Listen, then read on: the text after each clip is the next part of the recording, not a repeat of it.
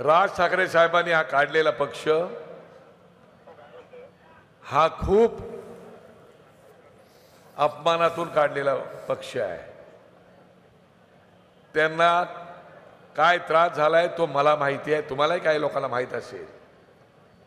त्यातून काढलेला पक्ष आहे, हेटाळणी झाल्यानंतर काढलेला पक्ष आहे। हा तुमच्या आमच्यासाठी महाराष्ट्रासाठी भलं करण्यासाठी काढलेला पक्ष आहे।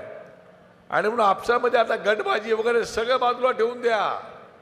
आपण सगळ्यांनी एकत्र यायला पाहिजे, एकत्र लढलो पाहिजे। अपयश पाहिलं, अपयश हा चिंतेचा विषय नाही तर तो चिंतनाचा विषय असतो। काय झालं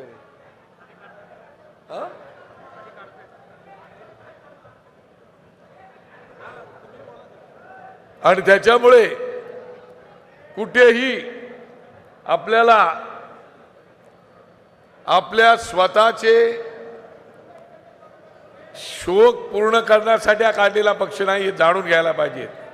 हा आपले शौक पूर्ण करायला काढलेला पक्ष नाही। हा पक्ष महाराष्ट्राच्या भल्यासाठी, हा पक्ष महाराष्ट्राच्या विकासासाठी आणि महाराष्ट्राचं गोमटं करण्यासाठी काढलेला पक्ष आहे। याची जाणीव आपण सतत आपल्या मनात कायम ठेवली पाहिजे।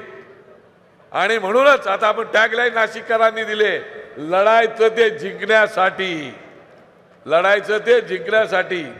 आणि म्हणूनच कुछ देर की खामोशी है, कुछ देर की खामोशी है, फिर शोर आएगा। अभी तुम्हारा तो वक्त आया है, हमारा दौर आएगा। सन्मान्य वहिनीचं या ठिकाणी आगमन झालेलं आहे, मी त्यांचंही मनापासून स्वागत करतो। वहिनींसोबत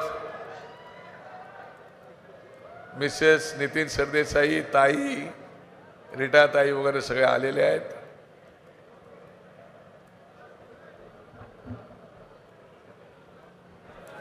मी आजच्या प्रसंगी नाशिककरांचे मनापासून अभिनंदन करतो। अमित ठाकरे साहेब या ठिकाणी आलेले आहेत, त्यांचंही मनापासून मी स्वागत करतो।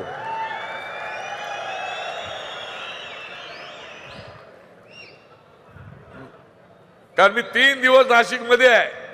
3 दिवस नाशिक मधला उत्साह पाहिल्यानंतर पहिलं स्वागत जे झालं ते पाहिल्यानंतर मी त्या सगळ्या कार्यकर्त्यांना म्हणालो की ज्यावेळेला पक्ष काढायचा होता त्यावेळेला साहेब आणि मी ज्यावेळेला मुंबईत बाहेर निघालो त्यावेळेला आमचा शहापूरला झालेलं स्वागत पाहिलं, त्याच्यानंतर दुसरं स्वागत हे नाशिककरांचं मी पाहिलं होता। तो दिवस मला आठवला की तेवढं उत्तम प्रकारचं स्वागत परवा पाहिल्यानंतर मला पूर्ण खात्री झाली कि आता नया दौर शुरू हो गया है।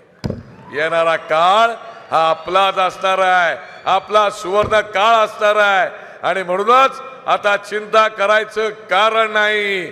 तुमच्या इथे स्वतः मगाशी सांगितल्याप्रमाणे लढाई लढण्याला आपल्याला दिशा देण्यासाठी कृष्णकुंजवरचा, शिवतीर्थावरचा कृष्ण या ठिकाणी येणार आहे आणि तो तुम्हाला मार्गदर्शन करणार आहे। तुम्हाला सगळ्यांना या 18व्या वर्धापन दिनानिमित्त मनापासून खूप खूप शुभेच्छा। तुमच्या मनातल्या आई जगदंबा सगळ्या इच्छा आकांक्षा पूर्ण करू आणि साहेबांनी जे मनाला ठरवलेलं आहे की जगाला हेवा वाटेल असा महाराष्ट्र मला घडवायचा आहे। तुमच्यातले नगरसेवक, तुमच्यातले आमदार, तुमच्यातले खासदार, तुमच्यातले मंत्री, तुमच्यातलाच मुख्यमंत्री करायचं आहे अशी त्यांची भावना पूर्ण करण्यासाठी आपण संकल्प करूया, शपथ घेऊया आणि या देवभूमीतून गुलाल उधळत आपण आपल्या घरी प्रवासाला निघूया। धन्यवाद। जय हिंद, जय महाराष्ट्र। एबीपी माझा, उघडा डोळे बघा नीट।